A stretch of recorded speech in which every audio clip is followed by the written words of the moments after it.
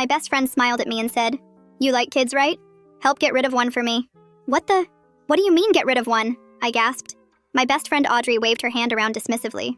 I meant like distract Kurt's little brother for me. Kurt was the new guy Audrey had been obsessing over since he moved here. And honestly, I get it. He had that cool guitar guy vibe going on that made him look like he was a missing member of One Direction. And Audrey wasn't the only girl chasing after him. The thing was, no one could get close because of his 12-year-old brother Joey. Wherever Kurt went, Joey was there. Audrey reached out and held my hands tightly, fluttering her eyes at me. "Please, I just need you to babysit the little brat, so I can have a chance to be alone with Kurt." I couldn't say no. Audrey had been there for me during my last breakup. This was nothing. Babysitting Joey? Easy. It only became a problem when Kurt started to look for me too. Audrey was practically bouncing with excitement when I showed up at Kurt's apartment to pick up Joey. Unfortunately, he was not a happy camper.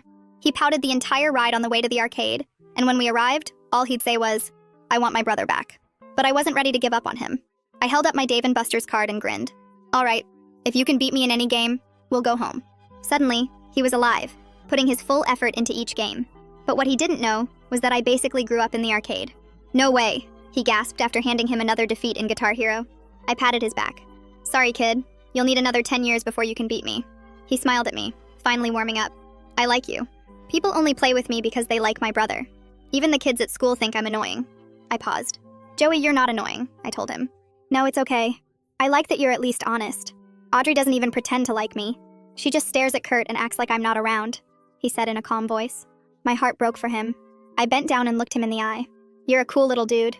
And Audrey? She'll come around." But somehow we both knew it wasn't true. Before heading back home, we made a pact. Anytime he wanted to hang out, I'd be there. What I didn't expect was the next time I got called over, Kurt was there too. First he showed up just to check in on things, until he stayed to hang out with us completely. Joey pouted at Kurt. "You're interrupting our gaming time." Kurt and I grinned at each other. He held his hands up apologizing. "Wow, I didn't think my own little brother would try to kick me out," he joked. "You must really be something." Kurt stared at me with a soft, romantic smile. When Joey saw my face turn red, he glared at Kurt and covered Kurt's face. "No flirting with my playdate." We all burst into laughter. The three of us fell into something I didn't expect. Kurt would bring pizza, Joey would pick the movie, I'd make popcorn. Joey started falling asleep on my shoulder halfway through whatever superhero film he'd chosen, and I'd fall asleep on Kurt's shoulder. He shook my shoulder gently after moving Joey to his bedroom. "Hey, can I drop you off?" That was our first time alone. I expected it to be awkward, but it wasn't. We spent most of the time talking about Joey. I'm seriously thankful. Ever since we lost our parents, Joey's been having a hard time. He reached over from the driver's seat and held my hand. Everything felt right, until I remembered something crucial. Audrey. In the morning, Kurt texted me, "Would you want to get dinner together later?"